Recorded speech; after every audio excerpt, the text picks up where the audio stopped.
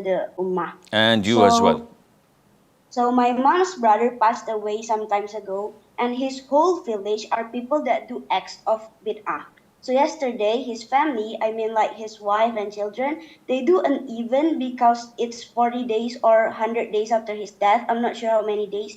And in the event, they invite an ustad and a lot of men and orphan, and they sit in the living room. The ustad will lead the dua and zikr loudly, and they invite my mom. My mom doesn't want to get involved in those things, but she was kind of conflicted because if she doesn't come, the relatives would think she becomes distant and arrogant and get included in wrong sect. So she travels 6 hours to get there yesterday without mahram, and because she's there, she helped the cooking for the people that do the dua. What is your opinion on this? And please give advice on what to do next time someone invite us again, because this situation comes often.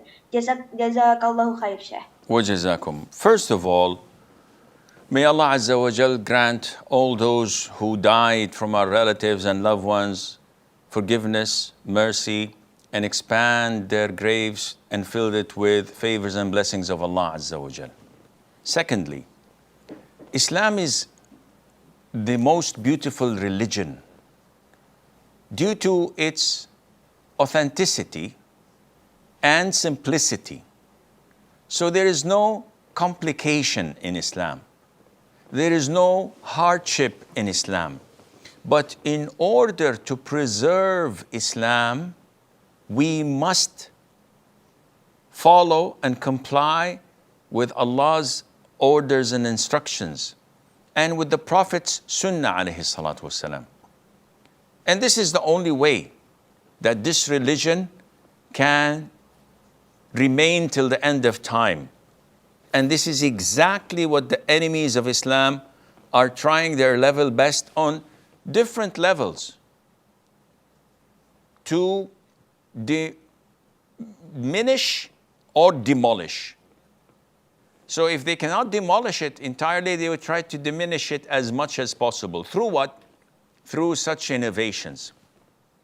The Prophet ﷺ said, as Mother Aisha narrated, whoever innovates in our religion what's not part of it, this is rejected. Allah will not accept it. So you ask yourself, has any of the companions celebrated the 40th anniversary of a deceased? You will find that the Prophet never did it, ﷺ. The companions had never done it. The tabi'een had never done it. Tabi'een, etc. Nobody from the Muslim ummah has engaged in such rituals. Where did we get it from? We got it from the pharaohs. The pharaohs, those were 5,000 years ago. Yep. They were pagans. They were idol worshippers. And they thought that when their pharaohs died, they will be resurrected after 40 days. And that's why they used to put jewelry in their tombs and their pyramids and where they were buried, and sometimes even animals, livestock animals, because they thought that they're going to come back to life. Unfortunately, these ignorant Muslims are practicing the same practices. How did they get it? From shaitan. Satan came to them and said, it's a good thing. Doesn't it express your love to the deceased? Surely does. Let's do it. But the Prophet didn't do it. Well, the Prophet didn't do a lot of things. A'udhu billahi minash shaitanir rajim. This is how they diminish or demolish Islam. And those who are doing this, they're causing hardship to themselves. Your mom traveling without a mahram. So that's sin. That's a sin. Traveling for 6 hours to do what? To please Allah? No. To please those ignorant people in their innovation, in collaborating with them. And this is not the only thing, Zahra. In your country and in other Muslim countries, all over the Muslim world, the Muslims are engaged in major innovations.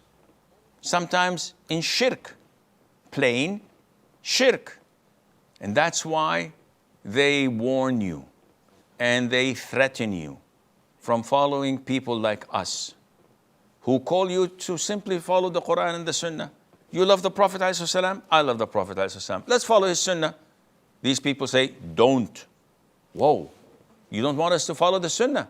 Said, no. You should follow us only.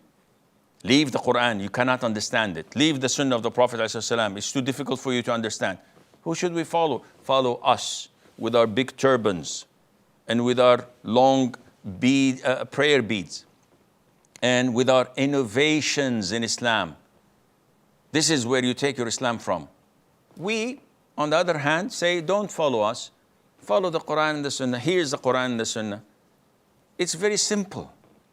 They don't want you to do this. And this is why they have divided the Muslims.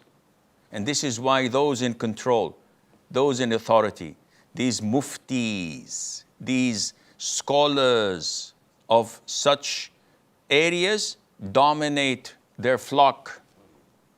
And they milk them for money and for power.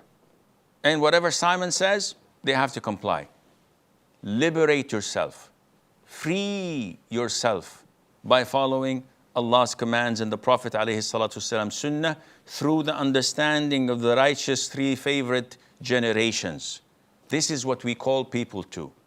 And it doesn't cost much. Actually, it doesn't cost anything. But it liberates you.